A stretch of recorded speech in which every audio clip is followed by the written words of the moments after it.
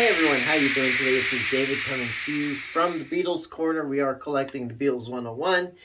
And I've been I'm in the middle of listening to the series of anthology CDs, and I wanted to take a little break, even though the anthology 3 CD review is supposed to be in my brain next up in the order of reviews. I wanted to break because I like to listen to music because I want to, not because I have to.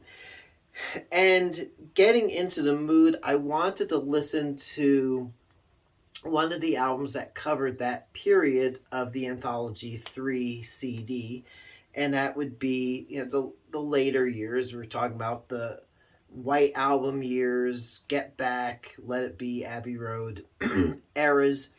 And so I picked up my 2019 remaster copy of Abbey Road. And if you're a regular viewer of the channel, you can tell by my reviews that I tend to favor, and I do favor, the early stuff, the like pre-Sergeant Pepper era, 64 through 66. The earlier the better. To me, it was the Beatles at, I would say, their purest as a band, because once they started getting into their studio years, they were more for individuals doing their own bits and pieces on their albums, and then kind of through studio magic merging that all together. So you would have, especially on the White Album, you'd have like Paul in his studio doing some stuff and George in his studio doing some stuff, you know, and then maybe Ringo was hovering between all of them. And Get Back was supposed to get them back to those roots.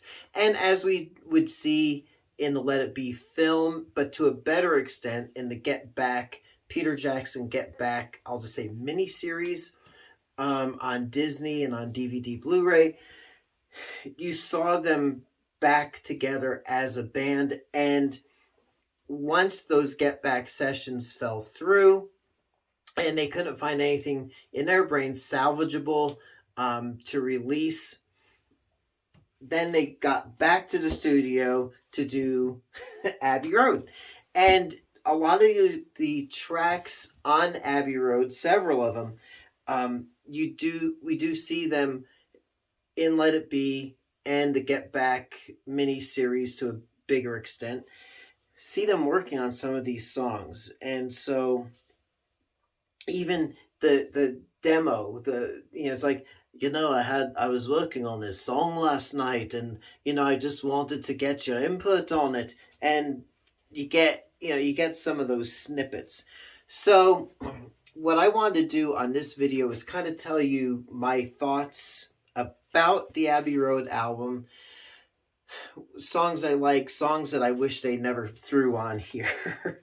So here we go. And in my brain, I kind of came to this realization after I listened on this latest listen to it, is that for their final album, this is truly their final album, because Let It Be was released after this, but it was recorded before Abbey Road. So I consider this to be the final Beatles album.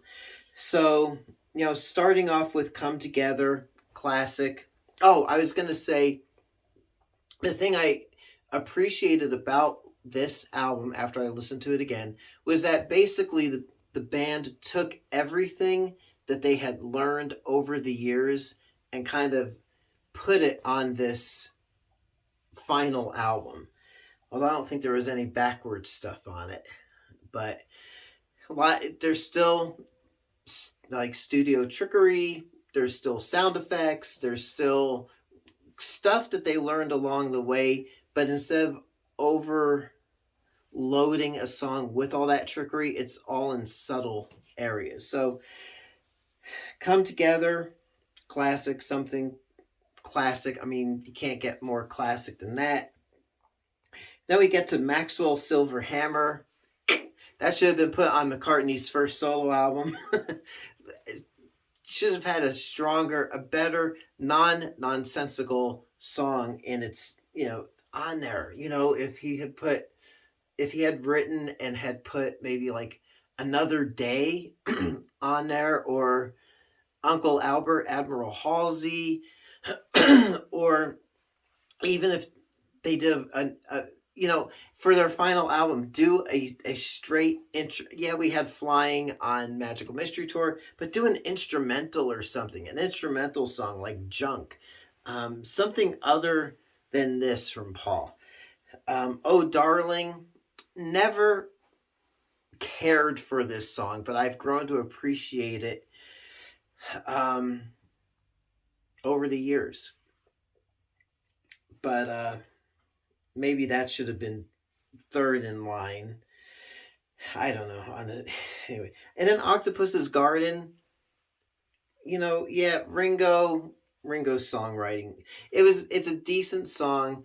To me, it's always felt like kind of a sequel to Yellow Submarine, and but again, a lot of that studio trickery, sound effects and whatnot. It is a cool song. It would have made a very solid Ringo solo song, but maybe not as a Beatles song. And then the first side closes out with I Want You, She's So Heavy. Soulful, really soulful and bluesy. And then we get the instrumental coda at the end of the song that just abruptly ends in the middle, as if it was they could just play into infinity and they just had to cut it off somewhere. And a really effective way to end the song that's not gimmicky at all. And that's something that shows how the Beatles had progressed really to that point. In a way similar to me, like Your Blues from the White Album, but so deep and polished and just great song. Here Comes the Sun, another classic from George. Then we start getting into this medley for the rest of the side. Because beautiful song, just beautiful. I can't really even describe. Then You Never Give Me Your Money, Sun King. Then we get into Mean Mr. Mustard, Polythene Pam, She Came In Through the Bathroom Window, Golden Slumbers, Carry That Weight, the end. And the end, if Let It Be was not released, this would have been the perfect end to a great Beatles album and a perfect end to the Beatles recording career as a band. And then after that, after some time, I didn't time it like 30 seconds, maybe, I don't know, 15 seconds. Then we get Her Majesty. And it's interesting because Her Majesty should have been in that medley after Mean Mr. Mustard. Wait. Yeah, I think it was after Mean Mr. Mustard and before Polythene Pam. But for the flow of that medley, they removed it. The engineer was asked, or somebody in production was asked, to just hold on to that, and they just spliced it at the very end of the tape, so that's why we have that little surprise at the end. Some interesting things I've read over the years was that George Martin, after the Get Back sessions, George Martin was reportedly pretty much done with all the politics and the bickering and the infighting and the way the band became four individuals, four soloists, rather than a cohesive band. So initially, George Martin, from what I've read, did not want to do the production of this album. He was not under no obligation because he was no longer employed by Abbey Road Studios or EMI. So he was independent at that point and producer for hire pretty much. And they coaxed him back. I think it was the band approached him and promised they would do it in the old the old way that they used to work, and promised. And George Martin was like, "Are you sure we're going to do it like we did in the old days?" And they said yes. Didn't exactly seem to go to that plan, but for the production of it, plus this is the first Beatles album, the only Beatles album that was recorded on the whole thing recorded on 8-track tape. So it does have, the sound is clear, more of a 1970s type sound, in my opinion. A great way for the band to end in that regard as well. It sounds more modern, and even though, for me, I also appreciate that even though it is probably their most polished album, it still sounds very intimate. Just an intimate, real, down-to-earth album, despite, like I said, despite the gimmicks and all that they've learned over those years, and used what they learned in the studio for subtle effect rather than overpowering effect. So there you go, Abbey Road from September 1969.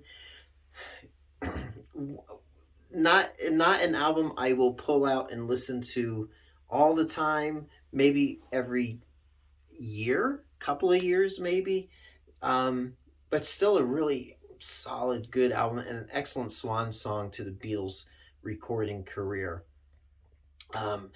And would have been the perfect ending, but they had to release Let It Be about a year after that. So there you are. Even the cover, symbolic, leaving the Abbey Road Studios as four distinct individuals and not as a band, so symbolism there, really cool stuff. So there you go. Until next time. Oh, what are your thoughts of the Abbey Road album? Am I wrong? Do you agree with me on my thoughts? What do you think? What are your favorite tracks? You let me know in the comments. So until next time, it's me, David, here in the Beatles Corner, collecting the Beatles 101.